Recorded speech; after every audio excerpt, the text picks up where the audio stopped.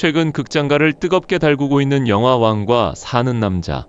천만 관객의 눈물샘을 자극한 이 영화의 배경에는 조선 역사상 가장 잔혹하고 슬픈 비극, 단종의사가 있습니다. 우리는 흔히 역사책을 통해 수양대군이 조카를 몰아내고 왕이 되었다고만 배웁니다. 하지만 정사의 건조한 기록 뒤에는 민중들의 입에서 입으로 전해내려온 믿기 힘들 만큼 기막히고 소름 돋는 야사들이 숨쉬고 있습니다. 권력을 위해 천륜을 저버린 자들, 그리고 끝까지 충절을 지키다 쓰러져간 사람들. 오늘 늦은 밤 TV에서는 500년 전 그날 밤 영월에서 벌어진 참혹한 진실과 가해자들이 치러야 했던 피해의 대가를 파헤쳐봅니다.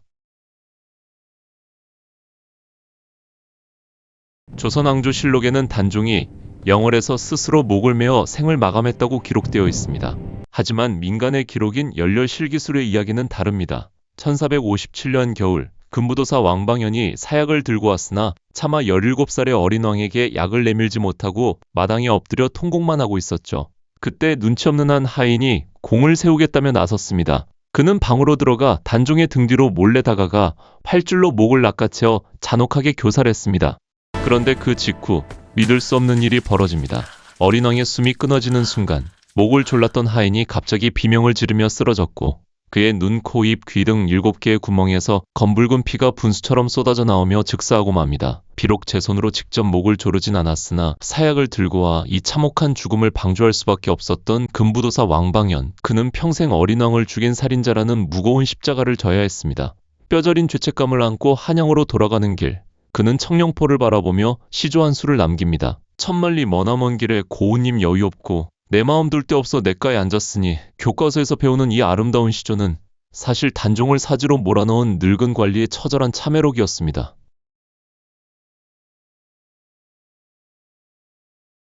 세조는 단종의 시신을 거두는 자는 삼족을 멸하겠다는 무시무시한 어명을 내렸고 어린 왕의 시신은 강가에 처참하게 버려졌습니다. 아무도 나서지 못하고 눈치만 보던 그때 영월의 말단 관리였던 호장 어몽도가 나섭니다. 사실 어몽도는 단종에게 사약이 내려질 것을 직감하고 미리 남몰래 관을 짜두고 있었습니다. 그는 벌벌 떠는 가족들을 모아놓고 이렇게 말합니다. 옳은 일을 하고 화를 입는 것은 달게 받겠다. 그는 삼족이 몰살당할 것을 각오하고 야밤에 몰래 시신을 거두어 지게에 지고 산으로 향했습니다. 하지만 한겨울의 영월, 땅은 꽁꽁 얼어붙어 삽이 들어가지 않았습니다. 절망 속에서 헤매던 어몽도의 눈앞에 놀라운 광경이 펼쳐집니다. 웬 노루 한 마리가 도망친 자리를 보니 그 짐승이 체온으로 품고 있던 둥근 자리만 눈이 녹고 흙이 따뜻하게 풀려 있었던 것입니다. 어몽도는 하늘이 점지해준 그 자리에 단종을 고이 묻었고 훗날 이 무덤은 완벽한 명당이라는 장릉이 됩니다. 그렇다면 임금의 시신을 거둔 어몽도의 삶은 어떻게 되었을까요? 무덤을 만든 그날 밤 어몽도는 이름표를 버리고 일가족을 데리고 깊은 산속으로 야반도주를 합니다. 그는 세조의 추포망을 피해 평생 신분을 숨긴 채 깊은 산속을 전전하며 수출구업하는 비참한 도망자 신세로 살았습니다. 결국 그가 언제 어디서 생을 마감했는지 역사에 단 한 줄의 기록조차 남기지 못한 채 이름 없이 쓰러져갔죠. 당장의 삶은 비참했을지 몰라도 그는 비열한 권력자들처럼 원귀에 시달리거나 부관참시를 당하지 않았습니다. 오히려 500년이 지난 지금까지도 굽히지 않는 충절의 상징으로 우리 가슴 속에 영원히 살아 숨쉬고 있습니다.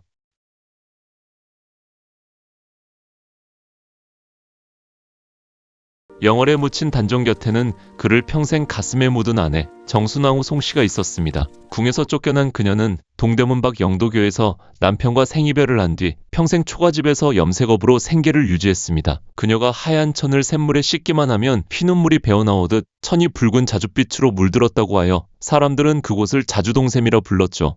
야사에 따르면 세조는 사람들의 비난이 두려워 정순왕후에게 몰래 식량과 번듯한 집을 내렸습니다. 하지만 그녀는 원수가 주는 음식을 먹고 살 수는 없다며 단칼에 거절했습니다. 그러자 한양의 백성들이 나섰습니다. 특히 아낙네들은 관군들의 감시를 피하기 위해 여인들만 출입할 수 있는 이른바 여인시장을 그녀의 집 근처에 열었습니다. 그리고 시장을 오가며 몰래 담장 너머로 채소와 쌀을 던져주며 그녀의 끼니를 이었습니다. 목숨을 건 여인들의 숭고한 연대였죠. 그녀는 눈이 오나 비가 오나 매일 아침 뒷산 봉우리에 올라 동쪽 영월을 향해 통곡했는데 그 산이 바로 지금의 종로구 숭인동에 있는 동망봉입니다. 17살의 남편을 잃고 82세로 눈을 감을 때까지 그녀의 삶은 조선 역사상 가장 길고 참혹한 기다림이었습니다.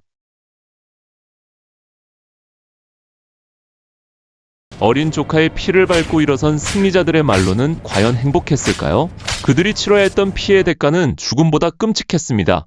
첫째, 변절의 대명사 신숙주. 사실 그는 세종대왕이 늦은 밤 잠든 그에게 직접 골룡포를 덮어주었을 만큼 총애를 받았던 천재였습니다. 세종은 죽기 전 어린 손자 단종을 지켜달라 당부했으나 그는 옥저의 주인이 바뀌자 단종을 버렸습니다. 사육신이 처형당하던 날 살아 돌아온 남편을 본 아내는 부끄러움을 견디지 못하고 스스로 목을 매 자결했습니다. 그의 밤은 늘 지옥이었습니다. 평생 옛벗 성산문의 원기가 찾아와 목을 조르는 환상에 시달렸죠. 극도의 암살 공포증에 걸린 신숙주는 밤마다 머리맡에 시퍼렇게 날이 선 장검을 뽑아두고서야 겨우 눈을 붙일 수 있었습니다. 세종의 따뜻한 골룡포를 덮었던 자가 차가운 칼날을 품고 밤을 지새우는 가련한 신세가 된 것입니다. 하지만 차가운 칼날도 원혼들을 막아주지 못했습니다. 야사에 따르면 말년의 신숙주는 매일 밤 허공을 향해 내가 잘못했네. 제발 멈추어 주시게. 라며 허우적대고 비명을 지르는 등 극도의 정신착란에 시달렸습니다. 조선 최고의 천재학자로 칭송받던 그는 끝내 손에 칼을 꽉 쥔 채 피를 토하며 미치광이처럼 생을 마감하고 맙니다. 권력을 위해 옛벗을 팔아넘긴 대가로 마지막 숨을 거두는 순간까지 끔찍한 공포 속에서 발버둥 쳐야 했던 것입니다. 둘째, 사위를 팔아넘긴 정창손. 성산문을 비롯한 사육신이 단종보기 운동을 은밀히 준비하던 때였습니다. 정창손의 사위 김질 역시 거사에 가담했으나 계획이 발각될 위기에 처하자 겁을 먹은 사위가 장인 정창손을 찾아옵니다. 정창손은 권력을 지키기 위해 사위와 함께 동지들을 모조리 세조에게 밀고해버립니다. 동지들의 피를 밟고 부귀영화를 누렸던 그는 훗날 연산군 시절 무덤이 파헤쳐져 시신의 목이 잘리는 부관참시를 당합니다. 더 끔찍한 것은 백성들의 분노였습니다. 백성들은 정창손의 거대한 묘비를 망치로 산산조각 낸 뒤 그 돌덩이들을 진흙탕구가 개울을 건너는 징검다리 디딤돌로 깔아버렸습니다. 동지를 배신한 대가로 수백 년간 길을 걷는 백성들의 더러운 흑발에 짓밟히는 수모를 당한 것입니다. 셋째, 계유정난의 최고 설계자 한명회. 그는 궁궐문 앞에 서서 살생부를 들고 학살을 쥐락펴락했습니다.